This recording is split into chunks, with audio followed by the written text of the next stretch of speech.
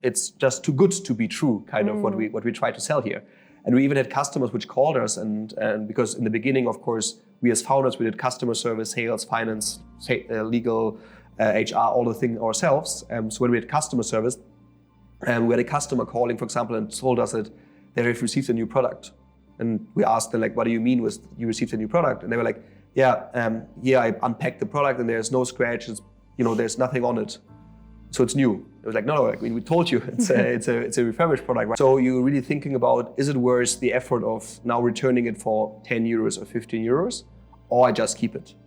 And this is the result why it piles up with old devices in our drawers. And we did a study together with Fraunhofer Austria, for example, where the outcome is that in Europe alone, more than 600 million smartphones and phones are in the cupboards of households. We have to move away from linear economy, because also if we see the challenge of climate change, which I think is really visible across the globe with all of natural disasters which are happening, not anymore in the global south, but even in front of our doors nowadays with floodings, with fires, etc., that we have to rethink the way we consume.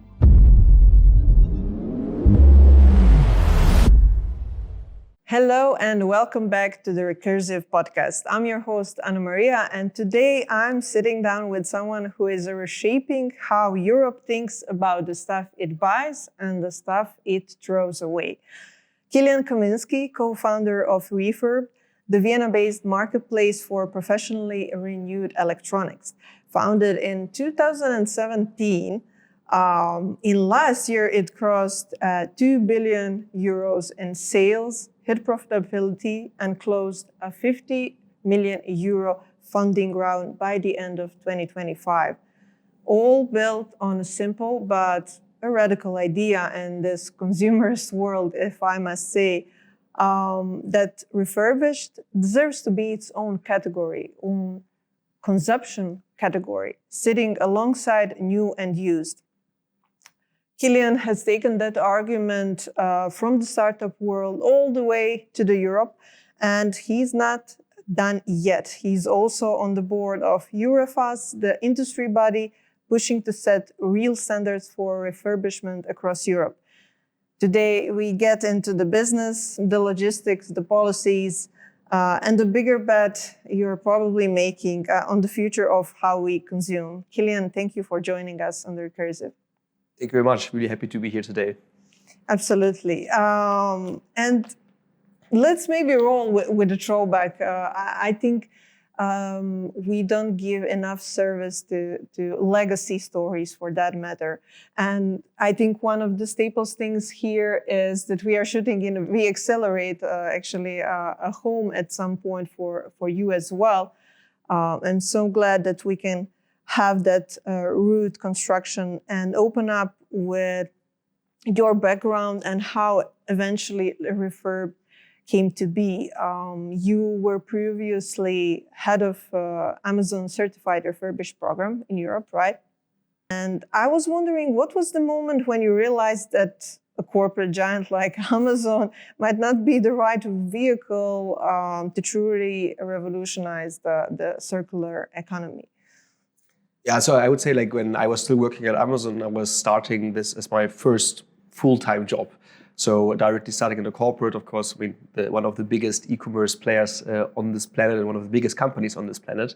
And I really enjoyed also my time there because they have amazing people, really high-paced environment, which I think it was something which was really fitting to myself. And when I was asked to take over the Refurbished program, I was really excited because since I was a child, I think circular economy, sustainability was always an important part. I think second-hand products, for example, if it's clothes or something else, was always something that I liked to wear, I liked to buy, also as a younger adult in this point of time. And then when I got this program, it was my first touch point with refurbished products. So I never heard about refurbished products before. And when I heard that Amazon is now launching this refurbished program with products that are cheaper, that have the same warranty, that are also much more sustainable, of course, than a new product, I was really excited that I can drive this positive change within Amazon. As Amazon, I think, is not the most well-known sustainability-focused company, I would say. So I was really excited, but I also realized quite fast that the focus for Amazon of launching this program was not really strongly related to making it maybe bigger than the new sales. They created the program because they realized that customers proactively searched on Amazon for refurbished products. They didn't have the offering. So they wanted to ensure that these customers are not going somewhere else and buying it outside of Amazon, but they can find this product selection as well within Amazon. But this was the sole purpose. So the goal was still to make new big and just keeping the customers which want to buy refurbished to show them the refurbished offerings, but not convincing customers which potentially would wanted to buy new products, showing them the better option of buying the refurbished products. And this was really frustrating for me personally because I was really engaged. I really loved the product. I mean, it sounds always a bit cheesy, but I kind of fell in love with these products really because I believe that they have to be part of our future just from the benefits that they have with the lower price, the environmental impact, and the warranty. And so I was kind of fighting against windmills, right? Like all the time I wanted to launch new features on the website, make this more prominent and more visible, the refurbished selection for Amazon. And I always got pushback because of the new product should not be cannibalized. And this was really frustrating. And so I think I got frustrated with the task that I was leading, but also specifically that the leadership team in Germany gave me this task to make it big, but the US team kind of wanted to keep it small. And this was really frustrating to kind of being between the chairs here and not really driving something which I personally believed and I really had passionate about. So the next step was that during the Christmas season of 2016, I went to Vienna, visiting a friend of mine who was living here, a former student colleague of mine, which I was studying together with in Shanghai before. And we had a dinner together. He worked for McKinsey, worked for marketplaces as a consultant. And I told him about refurbished product. He told me about the marketplace's business model. And after a couple of drinks, we both said, wow, this makes so much sense to kind of create a marketplace which solely focuses on refurbished products. And at this point of time, I wasn't already there that I said, like, I want to leave Amazon, but I was so frustrated that I thought, these products are too good to keep them just in this small scale. So they have to be part of our future. We have to rethink how we consume as a society. And I wanted to drive this also society mindset shift going forward. And end of 2016, we had the dinner, and beginning of 2017, we also already founded Refurbed. So that was kind of the transition point, I would say, where I said, like, this is now the time of doing it ourselves, being entrepreneurial, and really changing the way people consume. Absolutely. Love that drive. And we are all witnesses of how that came about. The Refurb has been growing tremendously well. And it's a joy to actually see refurbished as a category to that extent, leveraged and really appreciated. And to follow up, building a marketplace has its own crooks and nooks, for that matter. And it takes convincing both sides, so to speak. Usually when it's a very typical marketplace, you kind of have to convince sellers and buyers to actually buy in what you are offering there in terms of the platform and making the ease of exchange. Here, it's a little bit of a different combination with buyers and, so to speak, suppliers and makers and repairers who are actually giving service to those refurbished devices.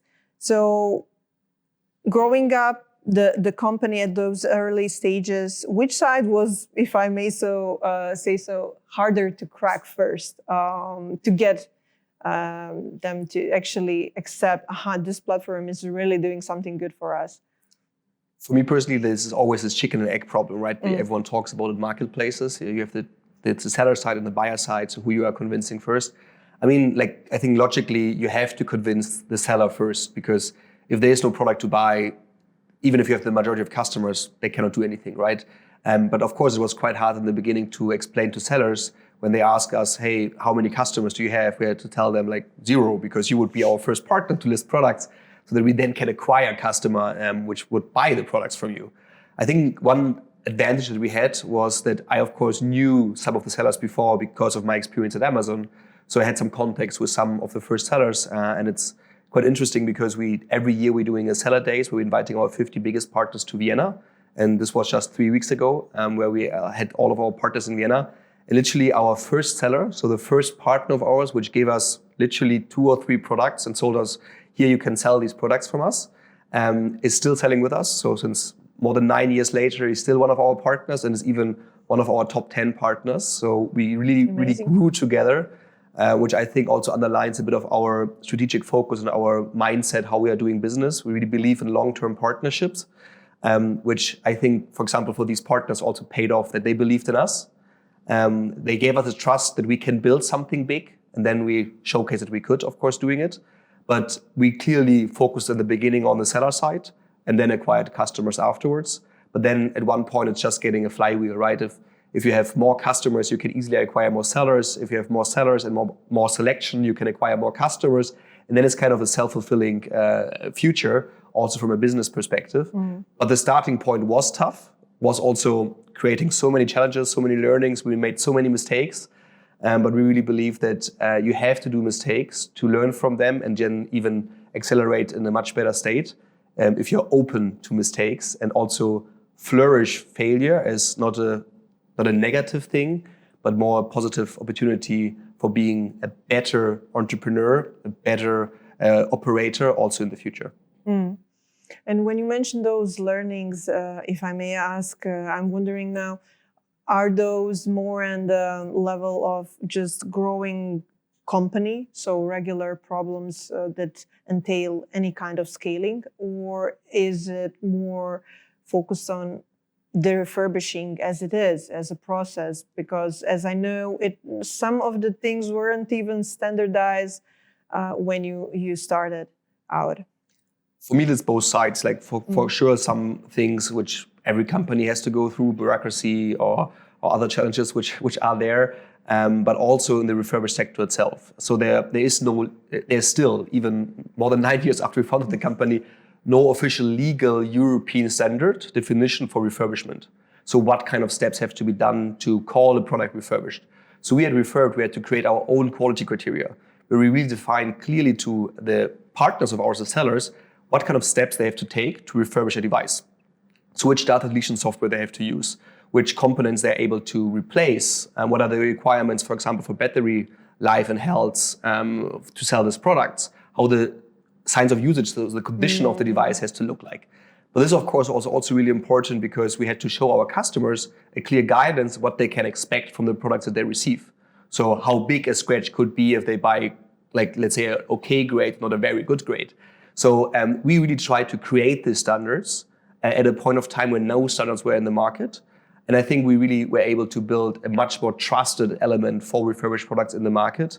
And now, because you touched in the introduction as well, EUREFAS, with the European Refurbishment Association, where I'm vice chair of the board, we also now try to drive on a literally industry level to a more standardization for all the industry, so that a customer, when they hopefully in 1 or 2 years buy a refurbished product, they exactly know what this quality standards of refurbished really means.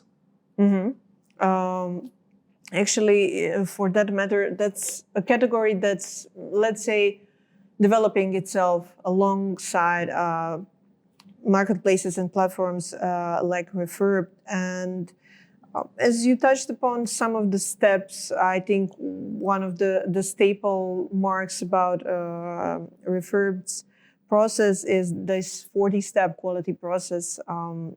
And in previous interviews, you actually mentioned some details about it, and how in the absence of those laws, you developed your own, the process of those steps.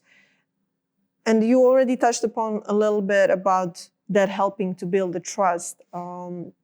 Which essentially steps you think were most defining in defining the category itself, for example, because refurbished has to, in a way, be new, but also used. So I guess you label it as works like new, but condition is maybe the outer appearance isn't like super polished, like it's out of the box, but it should work like new. So I was wondering about some specifics from your, let's say, perspective, how business model developed and those steps for the quality process. What was most defining, do you think, for making that category really stand? We could probably do a whole podcast episode just on the consumer trust aspect, because there's so much to learn in the specific field, I think, on secondhand, where we are, of course, also active with refurbished products. I mean, first of all, I think that the majority of customers, they don't really trust a used product, specifically in electronics. People consider with a used smartphone, for example, that it was broken down, a car ran over it, it's totally destroyed, or the previous owner data is still on the devices. So all of these kind of negative habits, which maybe they also had experienced through peer-to-peer transaction when they purchased something on Facebook Marketplace or C2C platforms.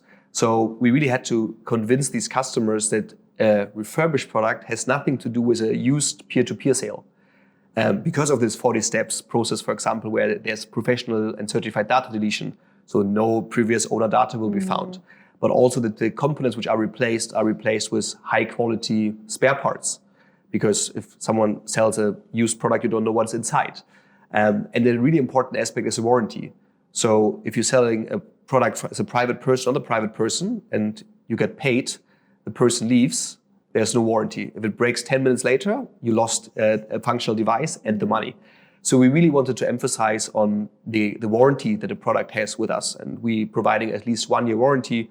We're now even offering warranty extensions, for example, for up to 3 years. So that if you want to really ensure that your device is insured, you can pay a bit of higher price for additional time frame of insurance of the device. But also what we realized is customers really like the benefit, right? It's lower priced, it has a warranty, and it's more sustainable. But it also creates this mindset of people like, where's the catch? There has to be a downside, because if that is all true, why not everyone is buying it? And I would say that this literally was at the beginning our biggest challenge.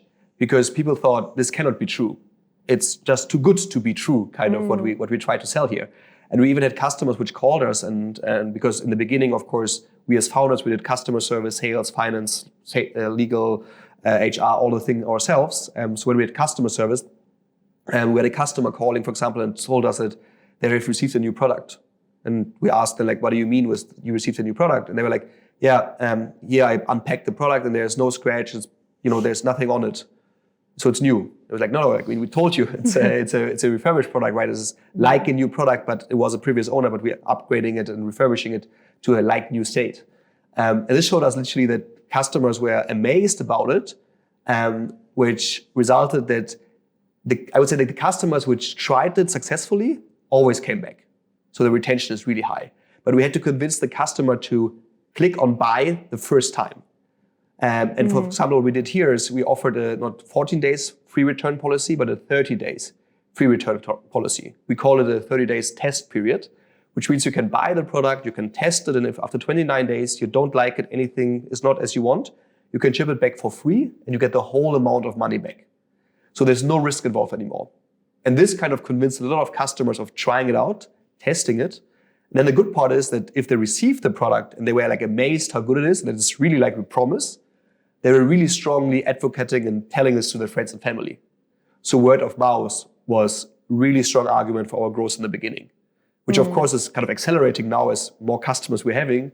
We now have already sold more than 10 million products. We have quite a couple of millions of customers already in the Refurbed ecosystem. And if they all telling it to 3 or 4 friends and family, of course the reach we are receiving is much, much bigger. And the outcome is that nowadays around 50% of our customers are coming from referrals.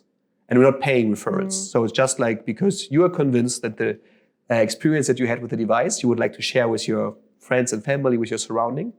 And of course, this I think is the highest compliment, because you will only do this if you're satisfied.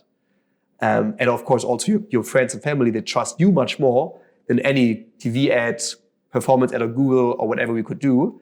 So this is, I think, the biggest win that we could achieve over time, that we created a product which is kind of sells themselves because of the great experience that you get, and that it kind of exceeds the expectation that many people have for these products. Yeah, a dream of many startups and software as a services. And you achieved it to a great extent. And I can imagine how that works, especially in tech, like word of mouth holds so much weight. Reviews, very honest reviews of people who are very passionate about specific devices or tech parts. And it makes sense, definitely, especially for early adopters, because they felt almost as if they discovered this. And as you said, it was too good to be true and they wanted to share.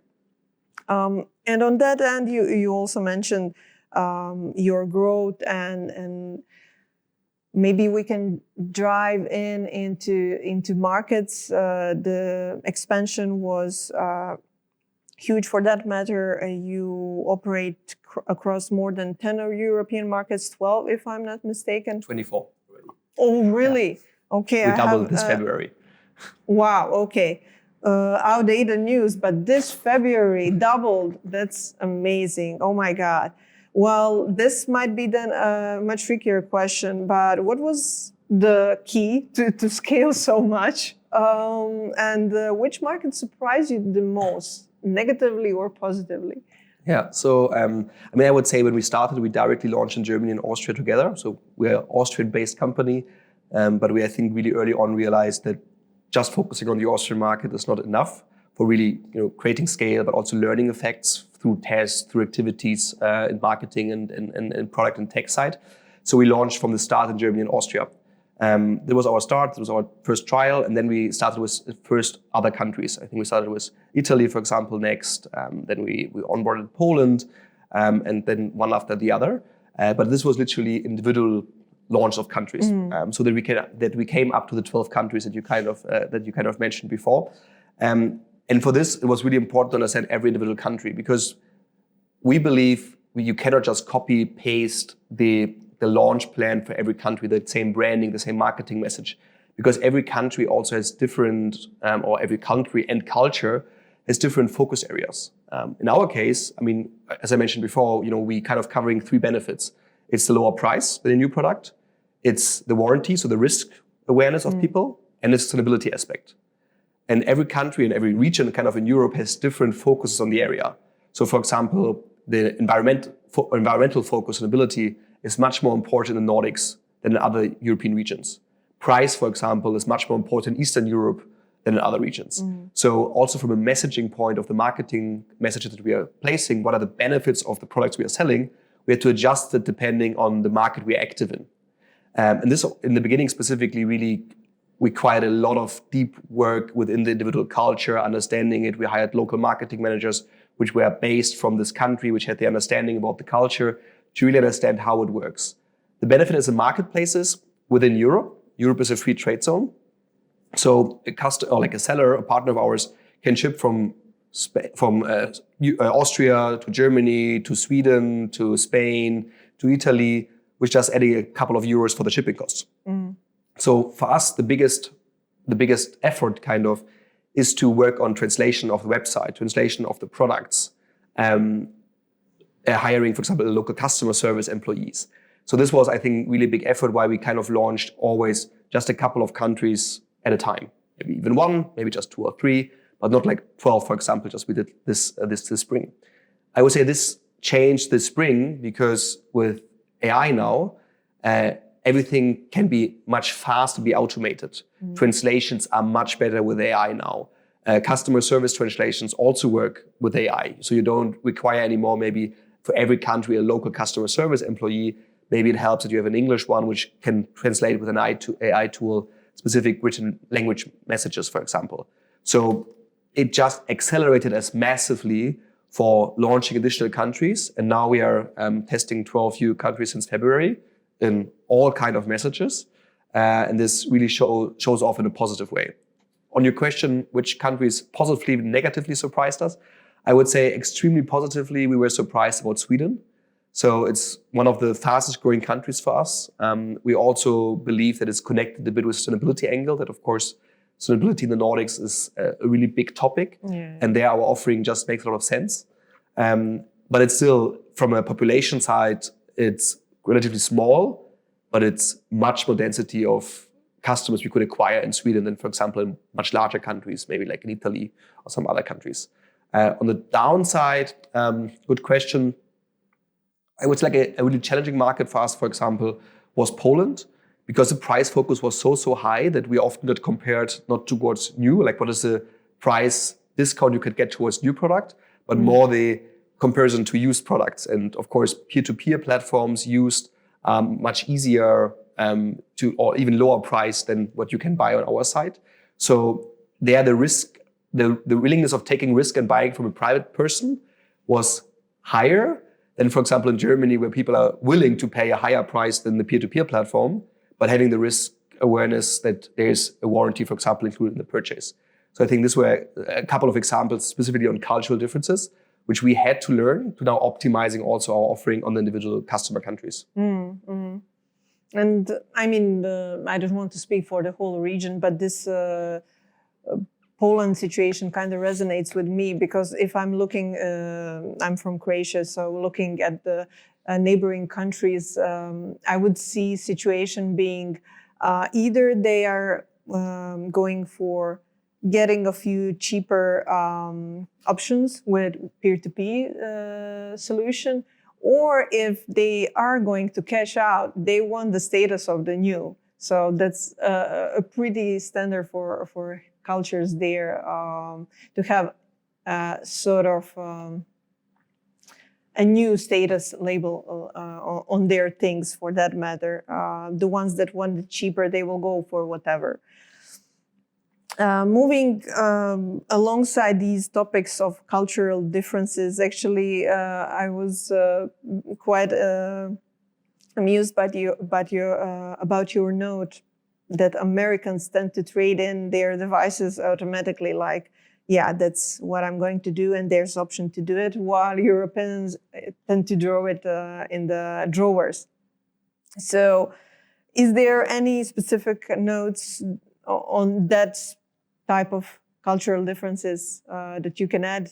Yeah, sure, of course. I think the main difference why this is so different between the US and Europe is that the telco providers, the telecommunication providers and carriers in the US have so big, like large systems where if you buy a new product or you buy a new contract with a new phone, you are automatically trading in your old device for getting a really huge discount and subsidizing the sale of the new device. In Europe, this doesn't really exist so much. In Europe, you have a much higher share, for example, where customers buying the phone individually and the contract for the carrier individually. So you don't buy it always connected and together. And so this creates automatically that people are sticking to their old device. I think also it's a bit connected that some people are, first of all, scared for data security, which means if I now sell back my old device somewhere, do they get my old picture, my old information that is stored on the device? But also another one is if my actual smartphone, for example, breaks down or has a defect, I have nothing. But if I have still my old phone in the drawer, then I can still use it. And then we're coming to the next big problem, because if you now have an actual phone, you upgraded it to the newer model, you're keeping your older ones in the drawer or in the sideboard, and then you're upgrading again. Probably the oldest version is now so old that you're not getting really like a good value for the money because it's already like 4 or 5 years old. So you're really thinking about, is it worth the effort of now returning it for 10 euros or 15 euros, or I just keep it? And this is the result why it piles up with old devices in our drawers. And we did a study together with Fraunhofer Austria, for example, where the outcome is that in Europe alone, more than 600 million smartphones and phones are in the cupboards of households. And out of these 600 million, 400 million could be recycled and 200 million could still be refurbished. So we're literally sitting on gold mines at home, which have a huge value, but we're not using it because we just forget the value of these products over time specifically.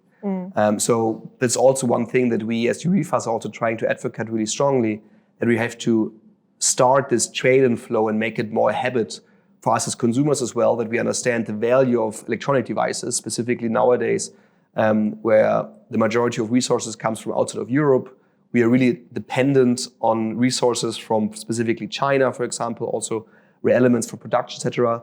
So if we would be able to keep the products longer in the loop with refurbishment, and at the end of the cycle, we recycle these products so that we get still the components, the elements out of these products to produce new things, this will also make us much more independent from outside of Europe and focusing more on the European continent as an economic engine as well in the future, which is driving not so much related to any requirements outside of the continent.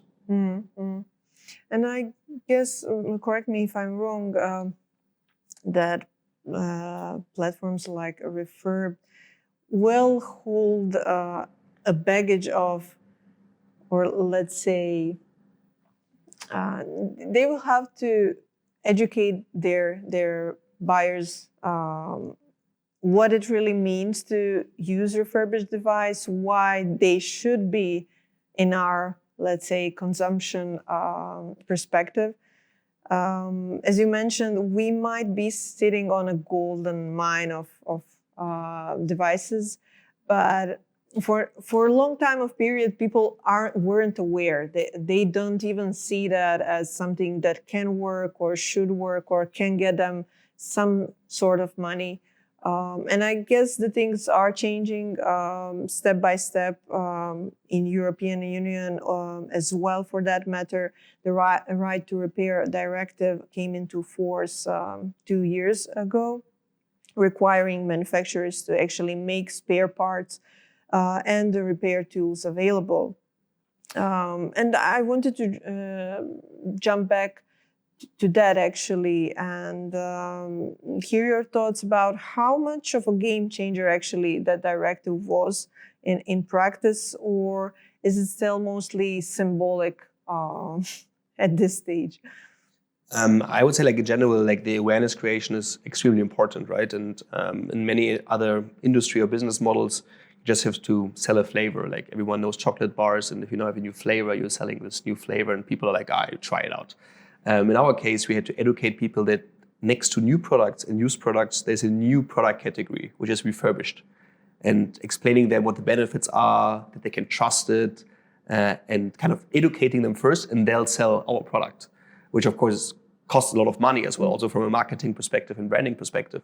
I think the benefit which resulted in where we are today is that it kind of paid off in the way that then they referred us to others, they explained it further, they advocate for it, but also that the customer is coming back much more often. And this is also why we expanded our product category from just smartphones and consumer electronics now to also household devices, kitchen products. So we have everything from vacuum cleaners to kitchen machines like a coffee machine to even e-bikes and kids and baby equipment. So really a wide range, because we believe that everyone who wants to consume more sustainable should have much more option and be able to buy whatever they need in the future refurbished.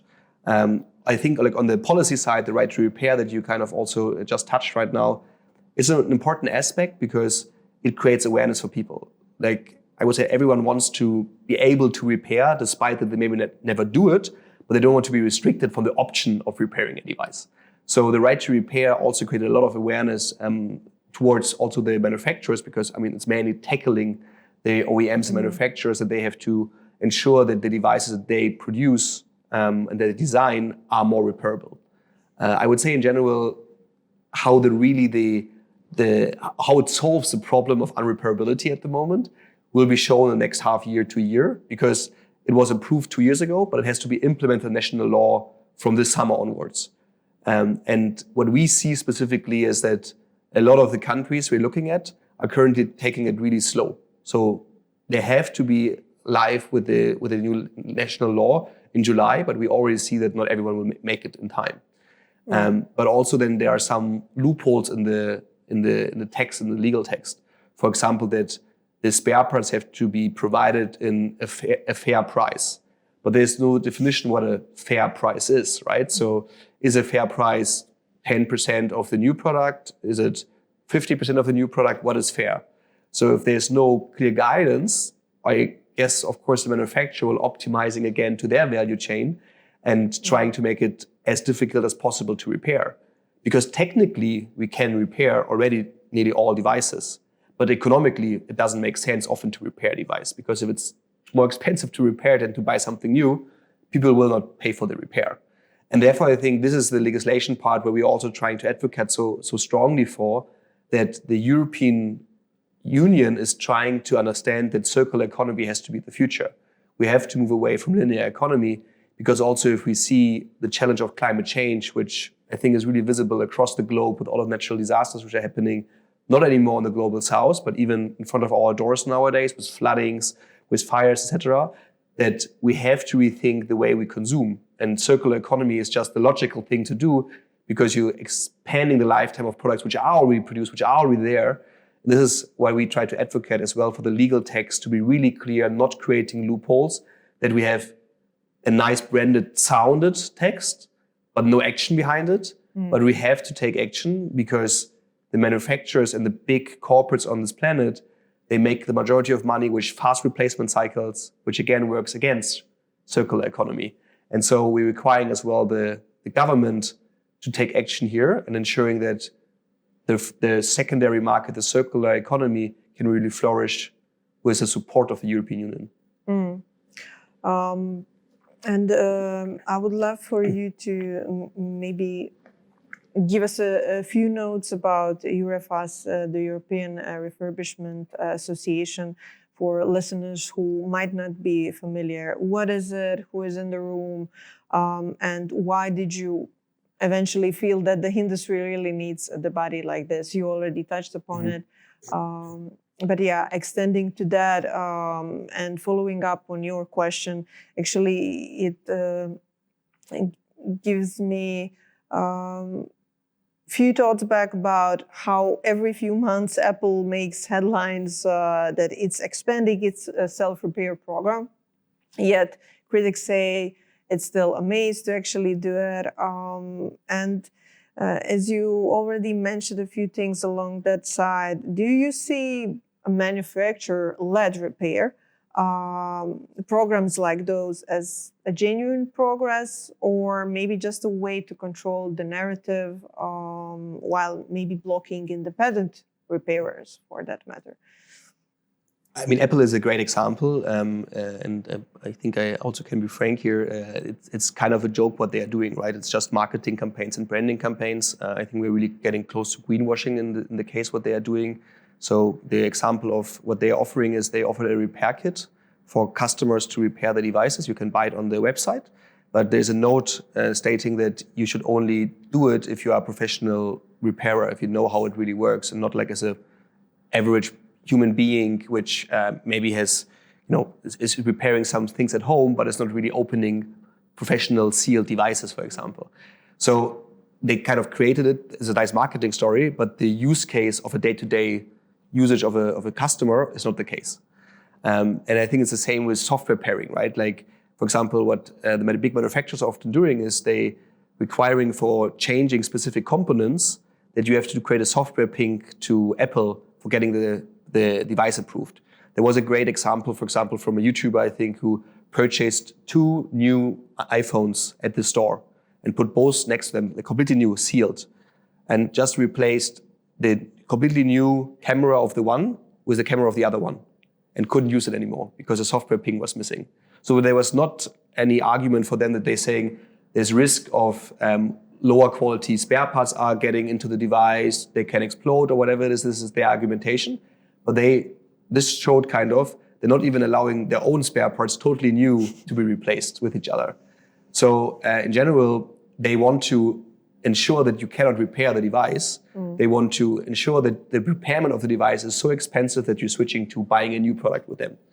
And so I think this is, again, coming to the point where regulation is required, because we as consumers, we can have the choice. But I also understand every consumer who is not willing to pay double the price for repair than just buying a new product, right? This is not a logical thing.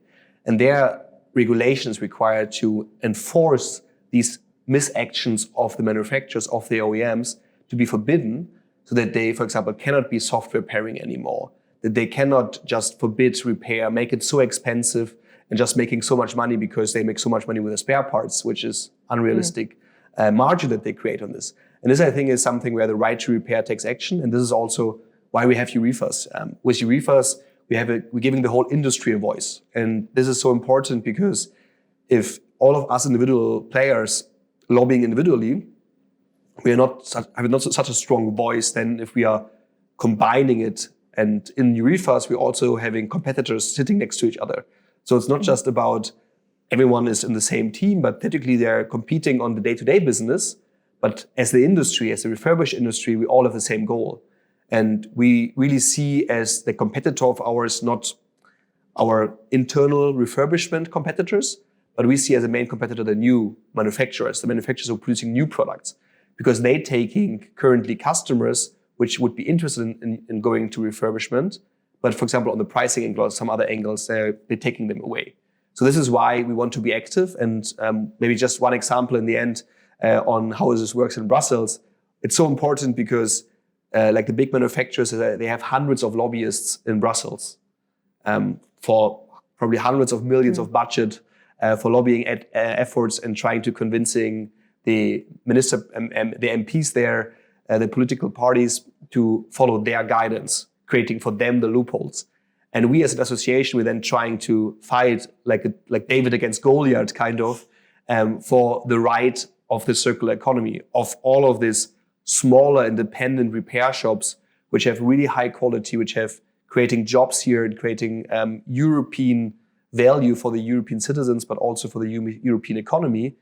And we just realized if we do this together as one strong voice, it's much better heard by the politicians than if we would do this individually. And therefore, we personally believe that EUREFAS is really important, but also will drive a lot of change in the future, and why I'm also really active myself, but also we have two colleagues which are really active as well in EUREFAS as well in supporting it, despite that this is a association outside of our day-to-day business operations. Mm.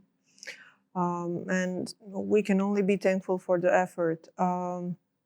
I want to push now from a category of working together and maybe also ask you a little bit more about the market differentiation. The market is growing. Refurbished electronics market is definitely growing fast. And some would even say that it's growing a little bit crowded. So I don't know who specifically, but maybe Back Market or Swappy are also in there. So on one end, you are definitely working towards a same goal of making refurbished really a stable consumption category in regards to right to repair. On the other end, I'm wondering how platforms like these might play out to stay differentiated along the way. What do you think will move Refurbed few steps forward in regards to some others? Yeah, it's a valid question. I would say, like, if you're looking at the competitor landscape, I always trying to put it into 3 to 4 buckets. The first bucket is general marketplaces like an Amazon, like an eBay, which are also selling refurbished products, but next to the new products, maybe the used products, all of the categories, so these general marketplaces. Then you have specialized marketplaces like a Back Market, like a Refurbed, which just focusing on refurbished products, but operating as a marketplace business model. Then you have refurbishers in the market, which are doing the whole operations of refurbishment, which selling the products, which using maybe marketplaces as a sales channel, but also their own online shop. Then you have a fourth, more fragmented group, I would say, which are resellers, which are buying often already refurbished devices and just selling these products on platforms, on their own online shops, on other channels, all of these. The biggest differentiator, I would say, is for the general marketplaces like an eBay, like an Amazon. It's really difficult to clearly explain to the customer the difference between the new offering and the refurbished offering. It's also really difficult to explain really clearly what are the individual quality criteria that they're having. Because the customers on these platforms historically always purchased new there, purchased used there. So the complexity about what refurbishment really is, creating the awareness, the understanding, the expectation management is much harder for them. Then you have marketplaces where the big benefit is that they kind of consolidating a wide selection of products, because you cannot only buy just smartphones from seller A, but you can also buy coffee machines, vacuum cleaners from B, C, D, from all of these individual partners. And for the customer, it's really interesting because they have a wide selection, but always the most attractive price, because the sellers on the platform competing for the best possible option. Of course, what I think really important here is that the quality aspect. And this is, for example, a really differentiating factor for us as a platform compared to competition. We always double down on quality. We do not want to work with as many partners as possible. So it's not what's the quantity of partners we want to onboard, it was always the quality. So we, for example, working around with 350 to 400 partners, and some competitors in the market working with above 1,000 or 1,500 partners. And I cannot tell you how they can find so many partners with a good quality, but somehow they did. But I think there's, for example, a different strategy that we have as a business compared to others. We also believe that multi-category for us, for example, is really important. That it's not just about the smartphones or consumer electronic like notebooks, etc., which still, of course, is the biggest part of the industry. But we believe that refurbishment, to make it big, we have to make it the new normality. We have to bring it outside of the niche. And if it's just for smartphones, refurbishment in the mindset of people, it will still kind of stay in the niche. But if a person would say, hey, I need something because I moved to a new flat, I want to buy something for my new flat, for the kitchen, for my bathroom, for whatever, and they always think about, at Refurbed I can buy everything, I don't need to buy anything new, then we're coming to a point where refurbishment is a new normality. That is a first choice for customers. And then you have the refurbishers. The refurbishers, of course, are really good in the operational side. They know how to refurbish devices, how the operational work, but often they have to really focus on one specific category. So often a refurbisher is just selling smartphones, maybe within smartphones, only one brand, so only Samsung, only Apple.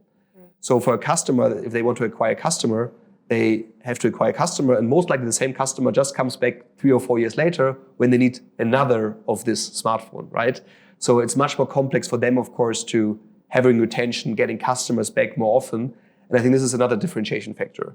So I personally, just like my personal point of view, I believe that marketplaces is just a superior business model because you have the wide selection, you have the better pricing, but you can also still define really clearly the quality requirement. And if you are able to find the right partners and long-term commitment, then the customer experience and the customer value is much, much higher than all of the other business models outside in the market.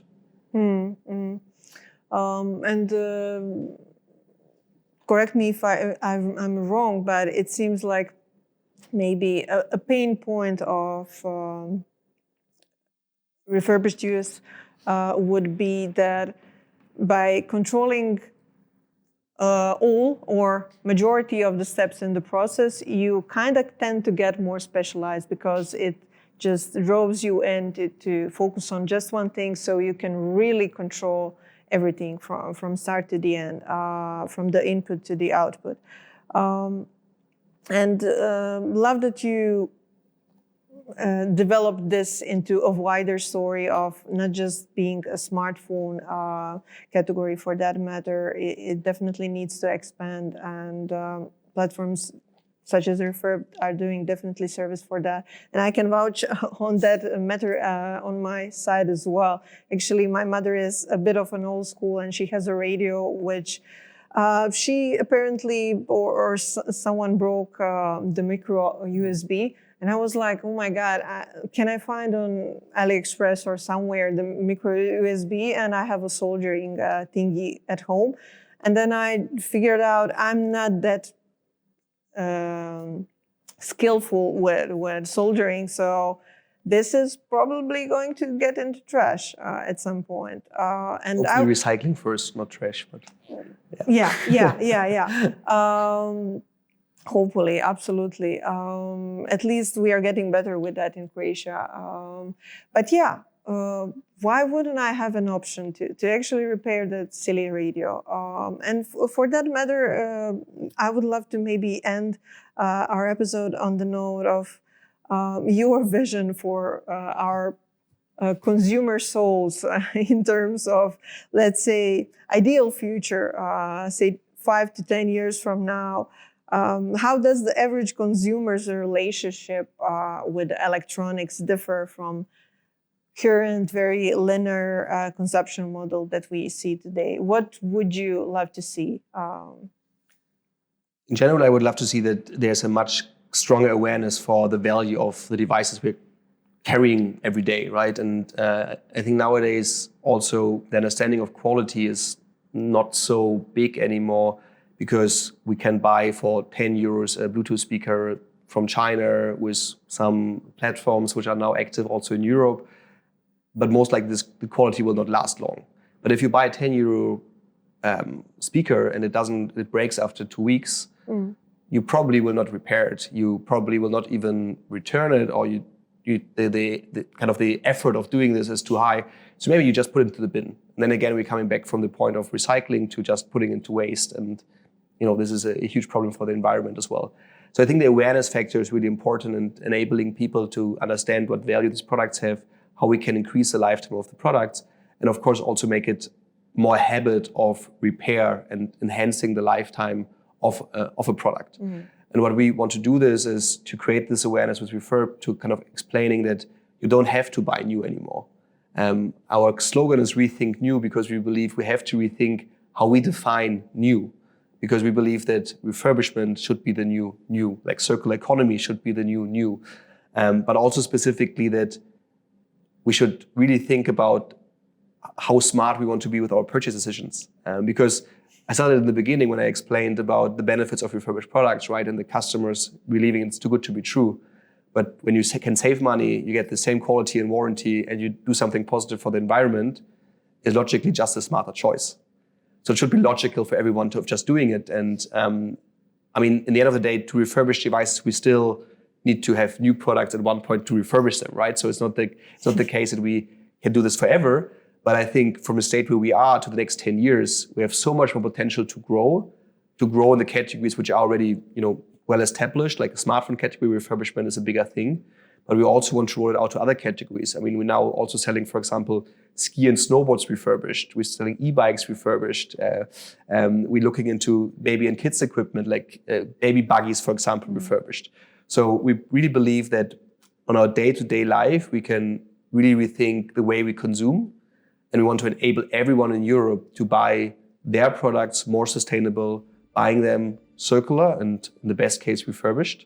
Because our vision in the long term, really on European level, is that in every European household, at one point, there's at least one refurbished device, so that we're really able to create a mindset shift towards a much circular future, to a smarter choice, and hopefully then, in the end of the day, to a better planet for all of us, which I personally believe should be our goal also for future generations. And we really want to drive this with Refurbed, and therefore I'm really proud of our whole team that they do exactly this every day to ensure that we as humans have more sustainable choices of purchasing and consumption in the future.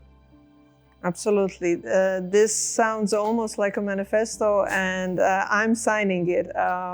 Thank you very much, Kilian. It was really a pleasure to have you and to hear what Refurb is making for the future. Thank you, dear Recursive community, for being with us. Please subscribe if you didn't, and also thank you for the V-Accelerate for hosting us this time in Vienna. See you in the next one.